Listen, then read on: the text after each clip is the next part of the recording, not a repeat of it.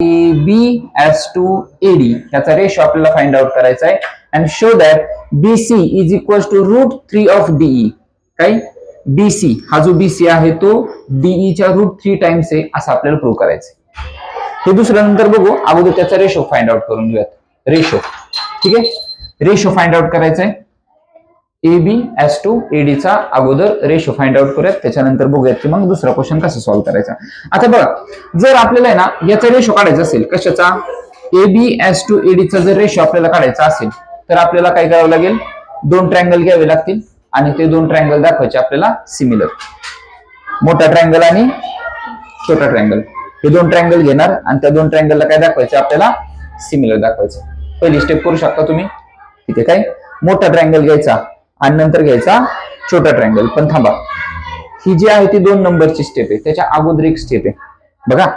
जर मी आता डायरेक्टली हे लिहितो, सपोज जर दोन ट्रायंगल तुमचे सिमिलर असतील, समजा जर दोन ट्रायंगल सिमिलर, आता मी असं समजून देतो की बाबा ट्रायंगल ए बी सी याला सिमिलर कोणता आहे तुमचा, हा छोटावाला ए डी ई.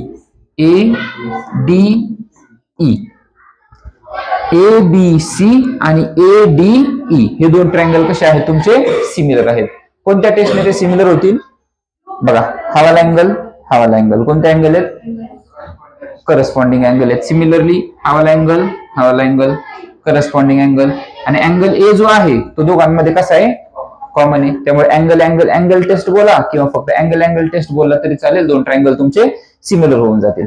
आता जर दोन ट्रायंगल सिमिलर असतील तर त्यांच्या करस्पॉन्डिंग साइडचा रेशो सिमिलर असतो, म्हणजेच A B upon AD is equals to BC upon DE is equals to A C upon A dot dot dot dot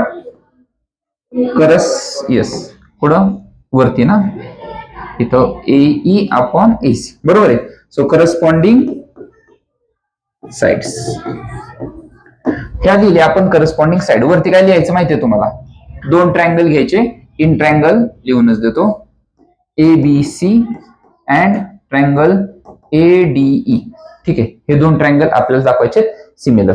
कोणत्या टेस्टने होतील ते, angle test of similarity. Okay, पण आपल्याला काढायचा आहे एबी आणि एडीचा रेशो.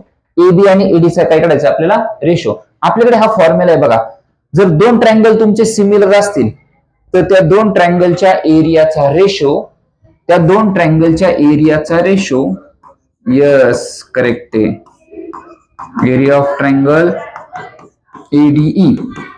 जर दोन ट्रायंगल सिमिलर असतील तर त्या दोन ट्रायंगलच्या एरियाचा रेशो त्यांच्या करस्पॉन्डिंग साइडच्या स्क्वेअरच्या रेशो एवढा असतो, स्क्वेअरच्या रेशो एवढा असतो. मग त्यांच्या करस्पॉन्डिंग साइड आता घ्यायच्या कोणत्या, तर आपल्याला ज्याचा रेशो काढायचा आहे त्या घेऊयात.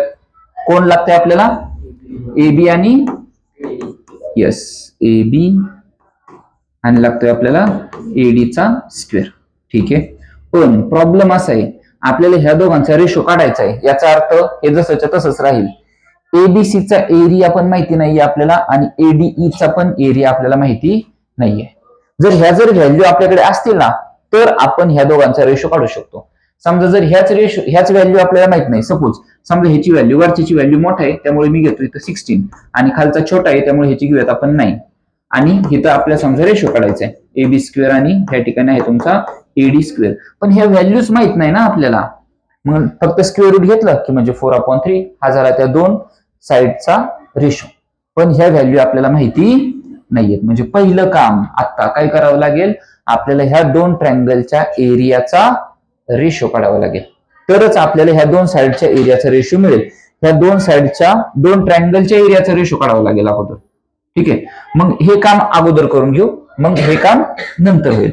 आता हे काढण्यासाठी काय करावं लागेल, त्यांनी आपल्याला काहीतरी इन्फॉर्मेशन दिलेली ही वाली, area of triangle ADE is equals to area of triangle ABCE, हे एवढं आपल्याला दिलेलं आहे. मग त्याच्यावरून आपण काढता येतो का बघूयात. काय दिलंय बघा आपल्याला, area of triangle to area of triangle ADE is equal to area of quadrilateral कोणता आहे, डीबीसीई.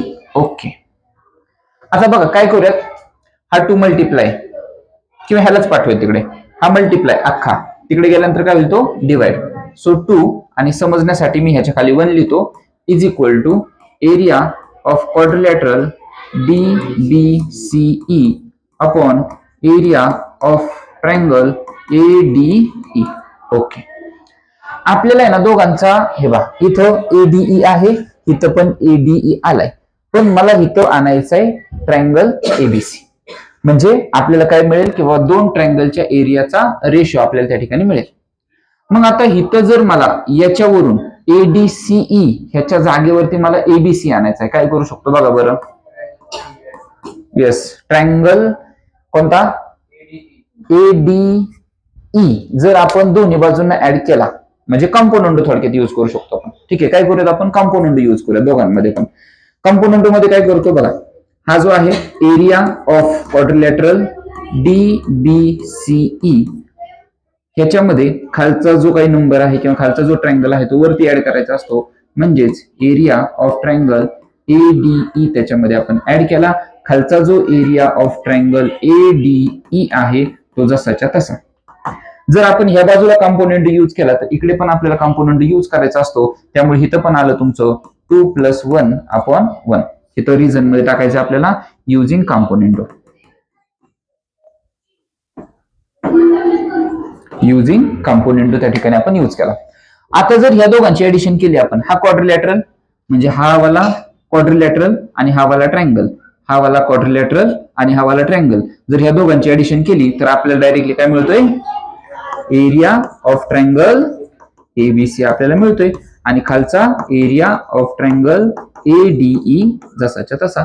ठीक आहे, आणि इथं 3/1 झालं. मग ABC आणि ADE आपल्याला तेच पाहिजे होतं, ह्या दोन ABC आणि ADE ह्या दोन ट्रायंगलच्या एरियाचा रेशो पाहिजे होता, तो आपल्याला मिळाला. तो किती आहे तुमचा 3:1. मग ह्याची जी व्हॅल्यू आहे ती डायरेक्टली आपण इथे टाकून देऊयात आता. सो ह्याची व्हॅल्यू आहे म्हणजे ABC upon ADE, ABC upon ADE ह्याची व्हॅल्यू आलेली तुमची 3:1. ओके, ती वाली व्हॅल्यू आपण तिथे टाकली आणि ती टाकल्याच्या नंतर आता स्क्वेअर रूट घेऊया दोन्ही बाजूंचं. So taking square root on both side, so √3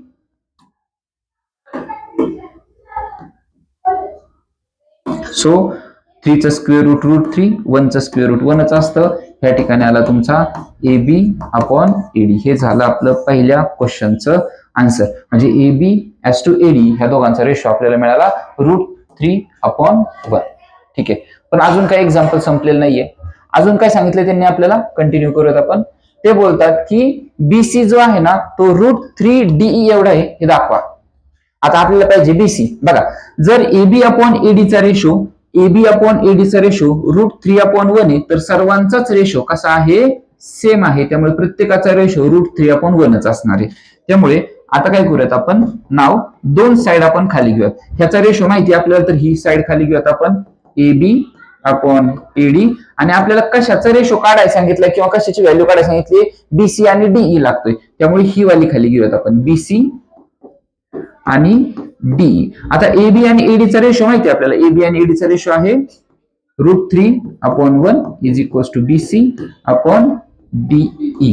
okay, cross multiply केलं, सो BC काय मिळालं आपल्याला finally, BC is equals to √3/DE. Yes, आणि हे झालं आपलं सेकंडचा answer, BC is equals to √3/DE. ठीक आहे, अशा पद्धतीने आपल्याला हा क्वेश्चन सॉल्व्ह करायचा आहे.